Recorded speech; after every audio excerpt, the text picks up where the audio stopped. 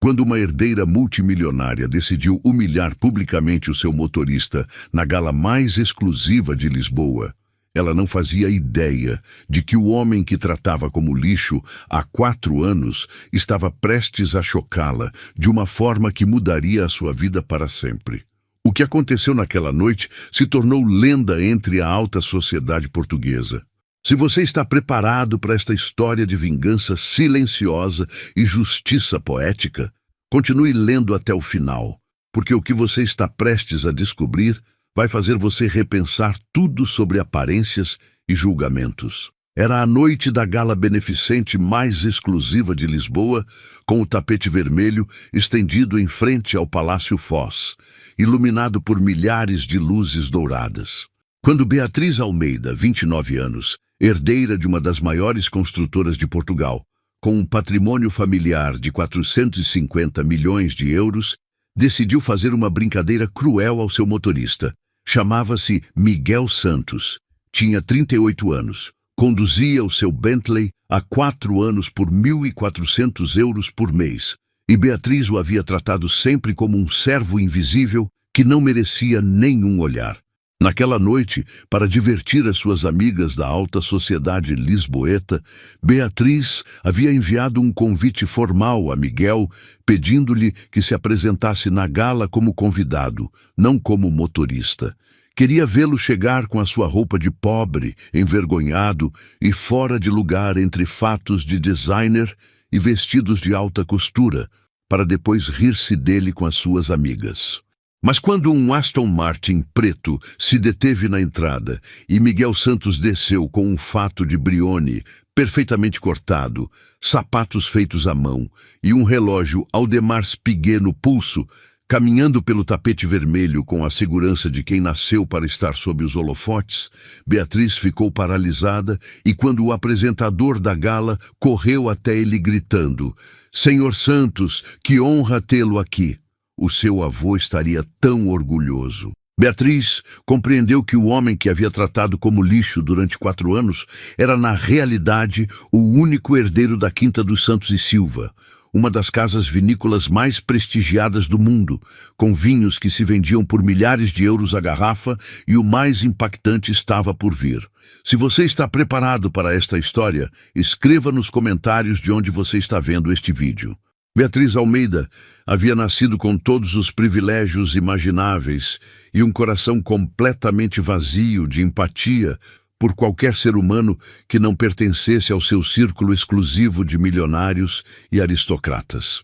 Havia chegado ao mundo 29 anos antes numa clínica privada de luxo no exclusivo bairro da Lapa, em Lisboa. Filha única e extremamente mimada de Ricardo Almeida, o poderoso magnate da construção que havia levantado um império imobiliário com projetos em todo Portugal, Espanha e Brasil, e de uma ex-miss brasileira chamada Camila, que havia conhecido numa viagem de negócios ao Rio de Janeiro e que se havia casado com ele mais pela sua conta bancária que por amor verdadeiro. Beatriz havia crescido num mundo onde o dinheiro não era simplesmente abundante, mas obscenamente ilimitado, onde qualquer capricho era satisfeito instantaneamente, onde os empregados existiam unicamente para cumprir as suas ordens sem questionar nada, e onde as pessoas se dividiam claramente em 2 categorias: os que tinham dinheiro e, portanto, mereciam respeito, e os que não o tinham e, portanto, eram invisíveis ou diretamente desprezíveis. Havia estudado nos colégios privados mais caros e exclusivos da Suíça desde os 8 anos, rodeada de filhos de cheques árabes, oligarcas russos e herdeiros de fortunas europeias que compartilhavam a sua visão distorcida do mundo e o seu desprezo absoluto por qualquer um que tivesse que trabalhar para ganhar a vida. Havia se formado em História da Arte numa universidade privada de Londres, mais por ter algo que fazer durante 4 anos que por verdadeiro interesse acadêmico, e aos seus 29 anos jamais havia trabalhado um único dia em toda a sua existência. vivendo confortavelmente de uma mesada mensal de 35.000 euros que o seu pai lhe depositava pontualmente, sem lhe pedir absolutamente nada em troca, exceto que não criasse escândalos públicos que pudessem manchar o apelido familiar.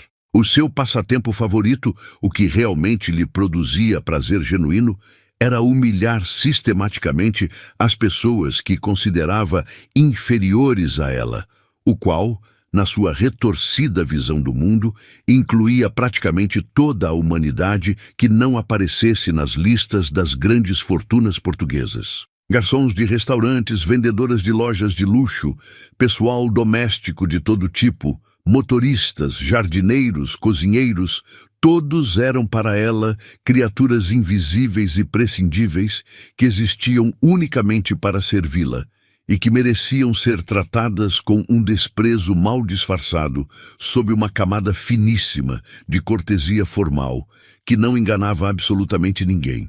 As suas amigas, se é que podiam chamar-se assim, a essas relações superficiais, baseadas exclusivamente no status social e no poder aquisitivo, eram exatamente como ela, ricas de nascimento, eternamente entediadas de tudo, impiedosamente cruéis, com qualquer um que não pertencesse ao seu círculo exclusivo, e sempre competindo entre elas para ver quem podia ser mais desdenhosa, mais hiriente e mais insuportável com o pessoal de serviço.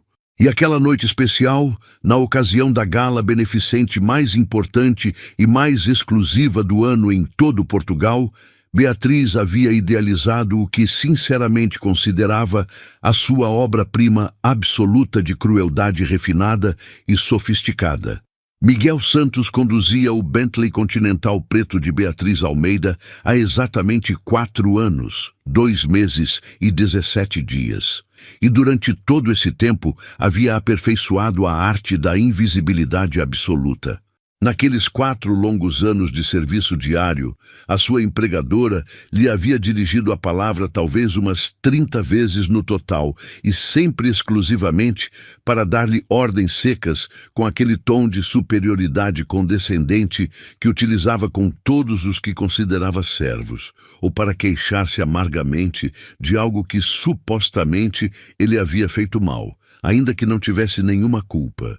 O trânsito de Lisboa era culpa dele, como se tivesse algum poder mágico para controlar os milhões de carros que entupiam a capital portuguesa cada dia. Os atrasos eram invariavelmente sua responsabilidade, ainda que dependessem de fatores completamente alheios ao seu controle. Se chovia e as ruas estavam escorregadias, de alguma forma inexplicável também era culpa dele.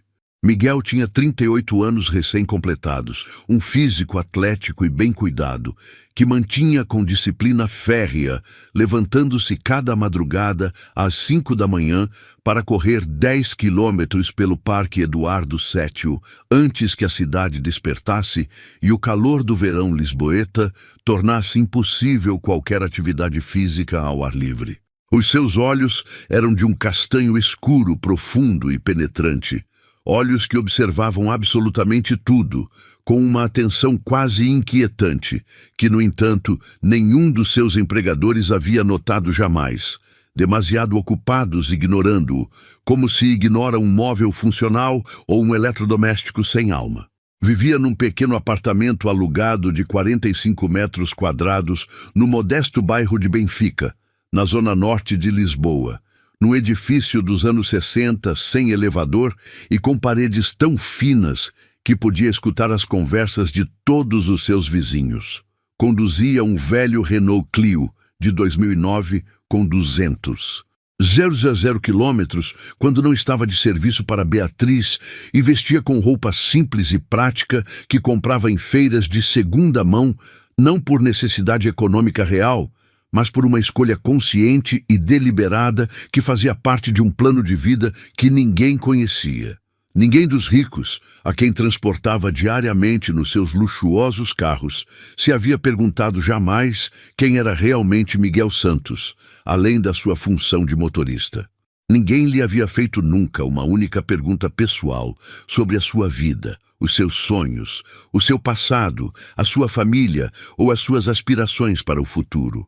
Para todos eles, era simplesmente um par de mãos que seguravam o volante e um rosto anônimo que viam brevemente no espelho retrovisor antes de voltar às suas conversas telefônicas importantes e às suas mensagens de WhatsApp urgentes. E Miguel, pela sua parte, nunca havia sentido a necessidade nem o desejo de explicar a ninguém quem era realmente, nem de onde vinha. 4 anos antes, havia chegado a Lisboa com uma única mala pequena e a firme determinação de desaparecer do mundo que havia conhecido durante toda a sua vida, de converter-se em ninguém, de esquecer quem havia sido e a tragédia devastadora que havia destruído a sua família e a sua existência anterior pela raiz. O seu avô, Antônio Santos, havia sido o fundador lendário e presidente vitalício da Quinta dos Santos e Silva, uma das casas vinícolas mais prestigiadas e mais respeitadas não só de Portugal, mas do mundo inteiro, com vinhedos centenários no Douro, instalações de última geração e vinhos que se vendiam por milhares de euros a garrafa nos restaurantes mais exclusivos dos 5 continentes. Miguel havia crescido como o príncipe herdeiro indiscutível daquele império do vinho, destinado desde o seu nascimento a ocupar o trono do seu avô e a continuar o legado familiar que havia tardado mais de um século em construir-se. A ideia maliciosa e impiedosa ocorreu-se a Beatriz durante um almoço tedioso e interminável com as suas supostas amigas no restaurante Belcanto, do chefe José Avilés. Um dos locais mais exclusivos e caros de toda Lisboa, onde um menu de degustação podia custar facilmente 280 euros por pessoa sem incluir os vinhos. Estavam falando com pouco entusiasmo da gala beneficente que teria lugar naquela mesma noite no Palácio Foz. O evento social mais exclusivo e cobiçado do ano em Lisboa, onde somente os mais ricos, os mais famosos e os mais influentes de Portugal podiam aspirar a receber um convite. Uma das suas amigas íntimas, uma tal Sofia Rodrigues, que havia herdado uma cadeia de hotéis boutique em todo o Algarve e que era, se possível, ainda mais cruel, mais snob e mais insuportável que a própria Beatriz, havia contado entre gargalhadas como havia feito chorar uma pobre garçonete no dia anterior, criticando publicamente e sem piedade cada mínimo detalhe do seu serviço, até que a moça se havia desmoronado emocionalmente diante de todos os demais clientes do restaurante. E Beatriz, que não podia permitir sob nenhum conceito que a sua amiga a superasse no campo da crueldade gratuita aos menos afortunados, teve de repente o que considerou uma ideia absolutamente brilhante e original para destacar-se. Convidaria o seu motorista Miguel à gala mais exclusiva do ano, formalmente com um convite autêntico, impresso em papel de luxo cor marfim com as bordas douradas, exatamente como se fosse um convidado real e legítimo do seu mesmo nível social.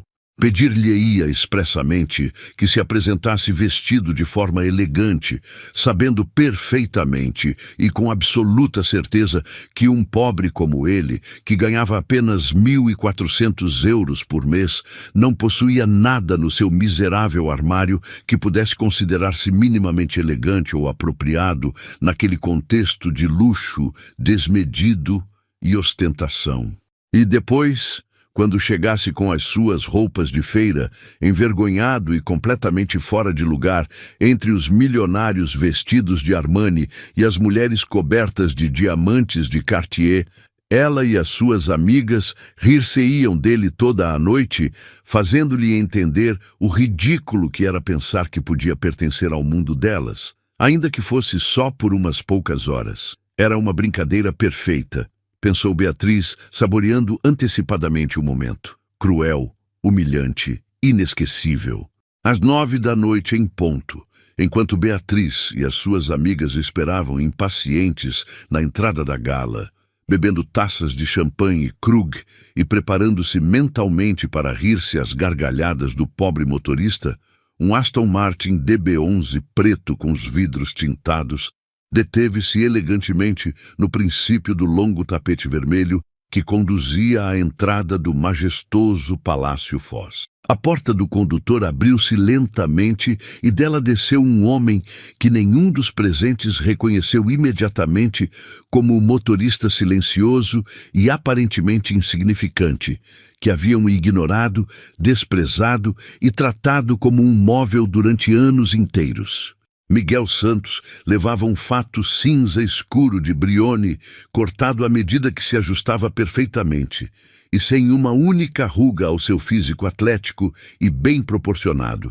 Uma camisa branca de seda italiana com o colarinho elegantemente aberto sem gravata, sapatos Oxford de pele castanho escuro, feitos à mão por um artesão do Porto que trabalhava exclusivamente por encomenda para clientes muito seletos. No pulso esquerdo brilhava discretamente. Você está gostando desta história? Deixe um like e se inscreva no canal. Agora continuamos com o vídeo. Mas inconfundivelmente um Audemars Piguet Royal Oak de ouro rosa, que valia mais de 75 mil euros, mais do que a imensa maioria das pessoas ganhava em vários anos de trabalho honrado. O seu cabelo castanho escuro estava penteado para trás com uma elegância natural que não parecia requerer nenhum esforço. A sua barba de 3 dias estava perfeitamente aparada como por um barbeiro profissional e caminhava pelo tapete vermelho com a segurança inata, natural e completamente relaxada de quem havia nascido para estar sob os holofotes e para atrair magneticamente a atenção de todos os presentes, sem necessidade de sequer tentar. A multidão de convidados começou imediatamente a murmurar com curiosidade crescente.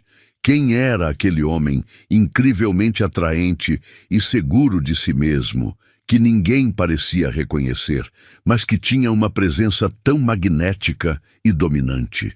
Os fotógrafos começaram a disparar as suas câmaras instintivamente, atraídos por aquela presença que parecia dominar todo o espaço ao seu redor com naturalidade absoluta. Beatriz, que ainda estava procurando entre a multidão o seu motorista vestido de pobre para começar a zombar dele com as suas amigas tal como havia planejado durante todo o dia, ficou completamente paralisada quando seus olhos se encontraram com os de Miguel. Não podia ser ele. Era absolutamente impossível que fosse ele. Mas aqueles olhos castanhos escuros que a olhavam com uma mistura de diversão contida e de algo mais profundo que não conseguia decifrar, eram inequivocamente os mesmos olhos do seu motorista, o homem invisível a quem havia ignorado e desprezado durante 4 anos inteiros. E então sucedeu algo que a deixou completamente sem palavras e sem capacidade de reação.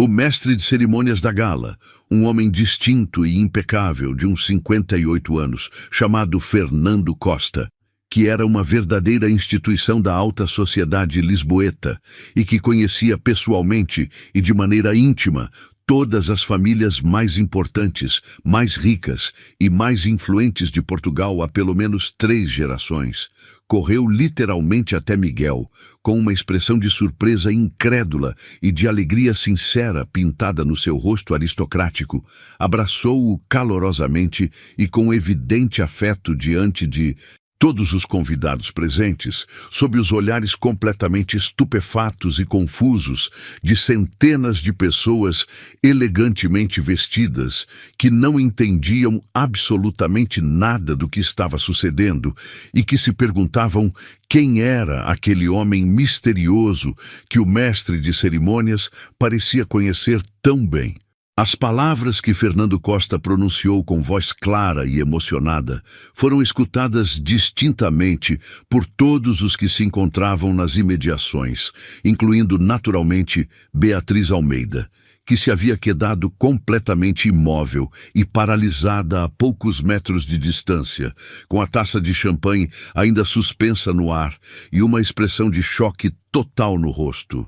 Fernando disse com evidente emoção que era uma imensa honra e um verdadeiro privilégio tê-lo finalmente ali, depois de todos aqueles anos de ausência, que o seu avô, o grande Antônio Santos, estaria tão imensamente orgulhoso de ver o seu neto voltar ao mundo ao qual pertencia por direito de nascimento, que a família Santos havia sido sempre, desde as suas origens, uma das mais generosas e mais importantes benfeitoras de todas as causas beneficentes de Portugal. Miguel sorriu educadamente, com aquela graça natural que parecia completamente inata, e respondeu com poucas palavras corteses e medidas, agradecendo sinceramente a calorosa acolhida que não esperava receber depois de tanto tempo afastado. Beatriz sentiu literalmente como o sangue lhe abandonava o rosto, enquanto empalidecia visivelmente diante de todos. Santos, a família Santos, como não havia conectado aquele apelido tão comum com a dinastia vinícola mais prestigiada e lendária de todo Portugal. Claro, Miguel nunca havia falado de si mesmo durante aqueles 4 anos de serviço silencioso. Nunca havia mencionado a sua família, o seu passado, a sua história pessoal, nem nada que pudesse revelar quem era realmente, além do seu uniforme de motorista e a sua expressão neutra e impassível. Havia sido simplesmente o condutor silencioso e invisível que ela havia ignorado sistematicamente e tratado com desprezo absoluto durante 4 longos anos, sem dedicar-lhe jamais um único pensamento como ser humano com uma vida própria, além das horas que passava ao volante do seu Bentley. Mas agora, as peças do quebra-cabeças começavam a encaixar-se dolorosamente na sua mente confusa, formando um quadro que a fazia sentir-se cada vez mais incômoda, mais exposta e mais ridícula diante de toda a alta sociedade lisboeta que estava presenciando aquela cena. O mestre de cerimônias continuou falando efusivamente com Miguel durante vários minutos mais, mencionando com evidente pesar quanto sentia a perda do grande Antônio Santos, que havia falecido 4 anos antes, quanto sentiam falta todos no mundo dos negócios e da filantropia daquele homem extraordinário, que havia sido não só um empresário brilhante e visionário, mas também um benfeitor generosíssimo de inumeráveis causas sociais. 4 anos antes exatamente, na prestigiada região vinícola do Douro, Antônio Santos havia falecido pacificamente enquanto dormia aos 87 anos de idade, pondo fim a uma era dourada na história da enologia portuguesa. Antônio havia sido o patriarca indiscutível da Quinta dos Santos e Silva, a casa vinícola mais lendária e prestigiada de Portugal e uma das mais respeitadas do mundo inteiro, cujos vinhos se vendiam por milhares de euros a garrafa e apareciam nas cartas dos melhores restaurantes de Paris, Nova York, Tóquio e Londres. Havia construído aquele império do vinho durante mais de 55 anos de trabalho apaixonado, convertendo uma pequena quinta familiar num símbolo mundial da excelência portuguesa, que havia criado o seu neto Miguel como o seu herdeiro natural, depois que os pais de Miguel, o seu único filho Álvaro e a sua nora Isabel morressem tragicamente num acidente de carro na estrada para o Porto, quando Miguel tinha apenas 8 anos.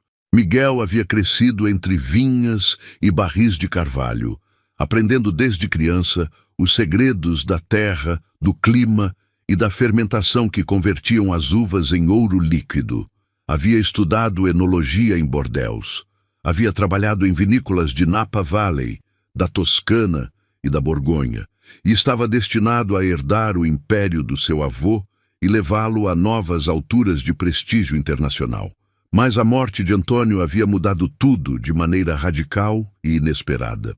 Miguel, que adorava o seu avô com uma devoção quase religiosa e que havia dedicado toda a sua vida adulta a preparar-se para continuar o seu legado, encontrou-se de repente completamente sozinho no mundo, sem pais, desde os 8 anos, sem avô, sem nenhum outro familiar próximo que lhe restasse com vida. A dor foi tão devastadora, tão profunda e tão paralisante que Miguel tomou uma decisão que todos consideraram uma loucura temporária, mas que ele via como absolutamente necessária para a sua sobrevivência emocional e a sua cura interior. Nomeou um conselho de administração de profissionais experientes para gerir a quinta durante a sua ausência indefinida. Deixou a gestão diária nas mãos dos enólogos veteranos que o seu avô havia formado durante décadas de trabalho conjunto e desapareceu completamente da vida pública privilegiada que sempre havia conhecido. Queria viver como uma pessoa normal e corrente, sem o peso do apelido Santos definindo-o constantemente. Queria experimentar o mundo sem o filtro dourado e distorcido do privilégio extremo.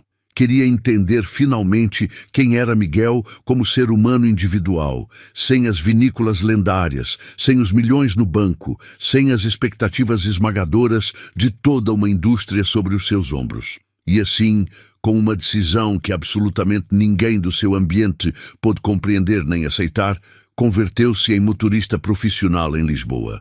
Um trabalho humilde, invisível e anônimo que lhe permitia observar silenciosamente a vida dos demais sem ser visto nem julgado, escutar conversas sem ser escutado, existir no mundo real sem ter que ser ninguém importante nem cumprir expectativas alheias. Durante 4 anos completos, conduziu carros de luxo para pessoas ricas e arrogantes que o tratavam sistematicamente como um objeto funcional sem sentimentos, sem dignidade e sem história pessoal, que aprendeu infinitamente mais sobre a verdadeira natureza humana naquele período de anonimato voluntário do que havia aprendido em toda a sua vida anterior como herdeiro privilegiado de uma das grandes fortunas vinícolas de Portugal, e Beatriz Almeida, sem nenhuma sombra de dúvida possível, havia sido absolutamente a pior de todos os empregadores que havia tido naqueles 4 longos anos de serviço silencioso e observação calada. Aquela noite memorável, ao receber o seu convite cruel e calculadamente humilhante, Miguel decidiu finalmente que havia chegado o momento de deixar de esconder-se do mundo e de si mesmo, não por vingança pessoal, que não lhe interessava, mas por verdade e por honrar a memória do seu avô. Estava preparado para retomar o seu lugar legítimo no mundo.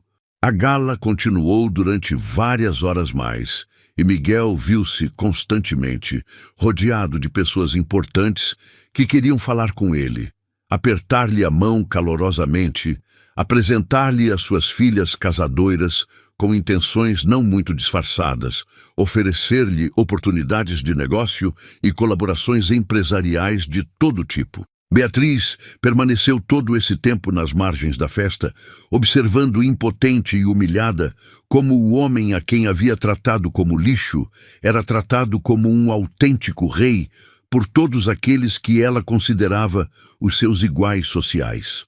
No fim da noite, Miguel aproximou-se dela pela primeira vez. Disse-lhe simplesmente que lhe agradecia por tê-lo convidado, que aquele convite, por muito cruel que houvesse sido nas suas intenções originais, lhe havia recordado, paradoxalmente, quem era realmente. Beatriz abriu a boca para dizer algo, mas Miguel levantou suavemente uma mão para detê-la. Disse-lhe com calma que não faziam falta palavras entre eles, que os 4 anos conduzindo o seu carro lhe haviam ensinado tudo o que precisava saber sobre ela, e que esperava sinceramente que algum dia ela também pudesse aprender algo importante sobre si mesma. Depois, foi-se embora deixando Beatriz sozinha no meio da festa, rodeada de pessoas que agora a olhavam de uma maneira muito diferente. 1 ano depois daquela gala inesquecível, Miguel Santos regressou oficialmente e publicamente à direção da Quinta dos Santos e Silva, com uma conferência de imprensa que ocupou as primeiras páginas de todos os jornais econômicos de Portugal. Sob a sua liderança visionária e apaixonada, a Quinta alcançou novos recordes históricos de vendas internacionais e reconhecimentos, ganhando prêmios nos concursos mais prestigiados do mundo do vinho e expandindo-se a mercados emergentes na Ásia e no Médio Oriente. Nunca mais contratou um motorista pessoal para o resto da sua vida. Preferia conduzir sozinho. Explicava sorrindo aos jornalistas curiosos que lhe perguntavam insistentemente o porquê daquela escolha tão inusual para um homem da sua riqueza e posição. Gostava simplesmente de estar ao volante, sentir o controle do carro, ter esse tempo de silêncio e reflexão entre um compromisso e outro e, às vezes, conduzindo sozinho pelas estradas intermináveis do Douro, entre vinhedos que se estendiam até o horizonte sob o céu azul intenso da região. Pensava, com uma mistura de nostalgia e gratidão, naqueles 4 anos extraordinários de anonimato voluntário e em todas as lições inestimáveis que havia aprendido sobre a verdadeira natureza das pessoas, quando estas acreditam que ninguém importante as está observando. Beatriz Almeida, contavam as crônicas de sociedade, havia abandonado precipitadamente Lisboa poucas semanas depois daquela gala que marcou definitivamente a sua queda em desgraça social. Alguns diziam que se havia mudado para Miami, outros asseguravam que para Dubai. Ninguém sabia com certeza onde estava e a ninguém importava realmente averiguá-lo. Se esta história lhe recordou que as aparências sempre enganam, que o verdadeiro valor de uma pessoa não se mede pela sua conta bancária, mas por como trata aqueles que considera menos afortunados, deixe um pequeno sinal da sua passagem por aqui. E se você ficou até o final, se acompanhou Miguel desde o silêncio do anonimato até a luz da verdade, então esta história agora também vive em você. Porque as melhores histórias falam de lições aprendidas em silêncio e dessa justiça poética que põe cada coisa no seu lugar.